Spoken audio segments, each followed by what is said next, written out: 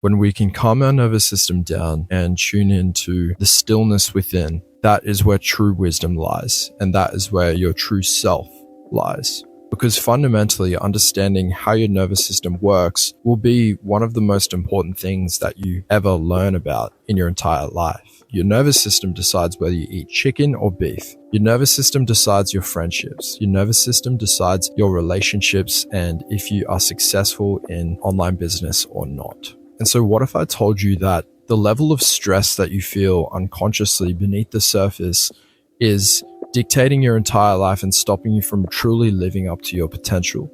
What if I told you that this stress that is underneath is leeching off of your energy and is not allowing you to step into your God-given potential, your true self? Because you're getting told online about what you should be doing. You should be meditating. You should be working out. You should be working hard on your business so that you can earn money. But then you try meditation, you try eating clean, you try building that online business, and it just doesn't stick. It doesn't last. Why is that? This is because your nervous system is deregulated and you're living your day, 95% of your day, in a fight or flight response, a survival mode. This deregulation of your body becomes prevalent when your ego starts to come up and starts to tell you things that just aren't true. When you try and break a pattern that doesn't serve you, your ego comes in and says, this change, this new behavior that you want to implement into your life that will better your life, it doesn't really matter and you don't actually have to do it. This is your ego speaking. Ultimately, this is actually what people say, just get out of your own way. What they actually mean by that is stop allowing your ego to control so much of how you feel and the thoughts that you have. Because I'll give you this scenario. Let's say that I have $100 million. Let's say that I will give you this $100 million and you'll be free for the rest of your life, financially free. You can retire your family and you can do whatever you want. But the only thing is you have to spend an entire year in a developing country, in a third world country. You might say, yeah, I could do that for sure. I would definitely do that. That's easy. Like $100 million to spend time in a third world country? Definitely. But then when it actually comes time to experience this reality and to travel to this third world country and experience all of the issues that come with living in a developed society, corrupt politicians, crime rate, open sewage in the street, disease, malnutrition, low quality water, low quality food, your ego will most likely perceive this as unsafe because your body is stressed out. So you need that defense mechanism. And the ego will justify, defend, and create a belief about why staying here and staying in this third world country for $100 million just for 1 year isn't necessary. Now, this is an extreme example, but I believe this also relates to the day-to-day life. If you want to have a successful online business, and you know that all it would take to be successful in it is to do 30 minutes of research per day on how to create a website, how to create a YouTube video, how to create content, how to create a ClickFunnels, how to create leads. But your ego is getting in the way because you're stressed out unconsciously. And it will tell you that this 30 minutes of research that would change your life isn't actually necessary and doesn't actually matter. Now, to preface, your ego isn't the enemy. But the thing is based on the survival mechanism, based on the fight or flight, this relates heavily because you will defend the things that don't serve you. Your ego will start to convince you to stay in the same income bracket, the same toxic relationships, and the same life situation, ultimately keeping you unhappy and unfulfilled, but it's safe. And no matter how hard you try to actually improve your life on the outside without first understanding how to regulate your nervous system, how to get it back into rest and digest, then everything will constantly feel like an uphill battle.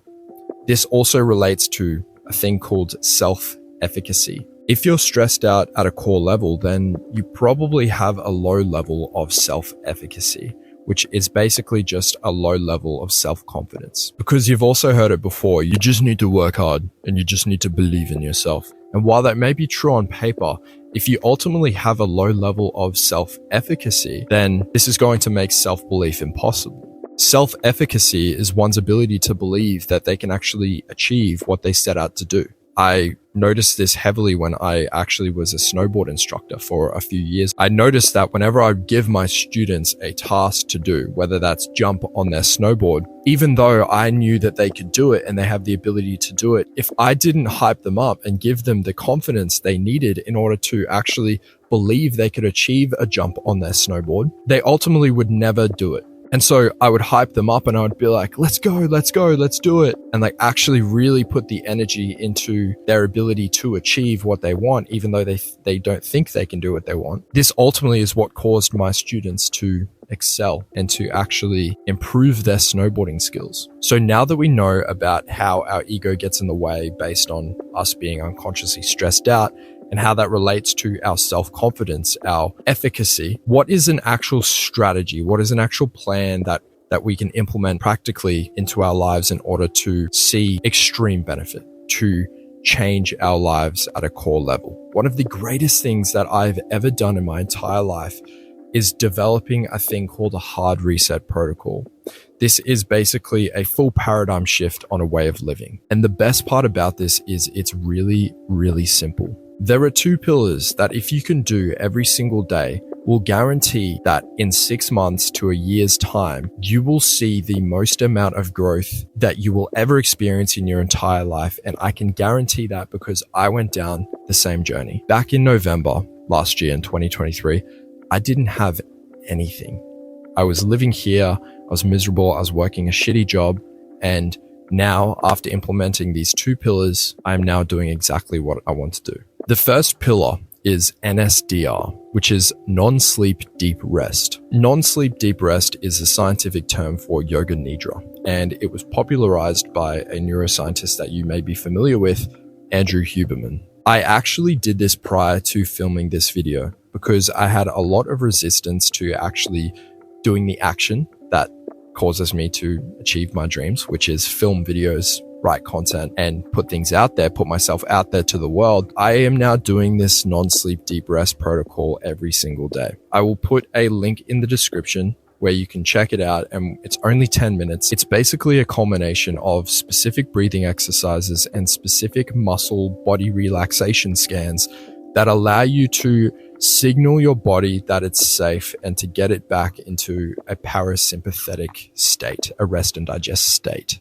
Every time that you feel resistance to doing an action that you know would achieve your dreams in the future, and every time that you feel like something is just stopping you from really committing fully to the process, like filming a video, I want you to use that as a cue to lie down and give yourself 10 minutes to do this non-sleep deep rest protocol. The second is to make sure that when you wake up, you are doing everything in your power to make sure that you get out of breath and do some sort of cardiovascular exercise. Everyone in the self-improvement space loves to preach about meditation and morning routines and everything like this. And while I do think that's good, you have to try out things that work for you. And I'm specifically so bullish about doing some sort of high intensity interval training first thing in the morning, because what this does is this removes all of the stagnant energy that you have woken up with. This oxygenates your brain and gets the blood flowing so that you don't feel so wired for the day and you don't feel so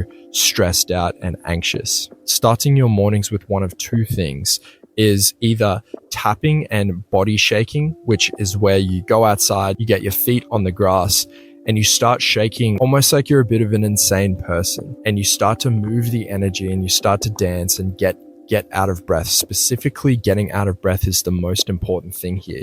You want to really push your cardiovascular ability first thing in the morning so that you can spend the rest of your day in a relaxed and just oxygenated, endorphin-rich state. The second thing is high-intensity interval training. Now, I might make a follow-along of a workout that I do and post it on this channel. Leave a like if you want to see that, like some sort of really intense interval training workout that you can do every single morning to help with your anxiety and to get you back into rest and digest. Let me know if you would like that. When you can combine these 2 things, the non-sleep deep rest and getting out of breath first thing in the morning, I can guarantee you that will be more effective than sitting down and doing any form of like stillness meditation or anything else of that matter. This has been more effective for me than journaling. This has been more effective for me than traditional meditation. And this is the reason why I'm so passionate about speaking about these topics. And with all that being said, I really hope that you got value out of this video. If you did, go down right now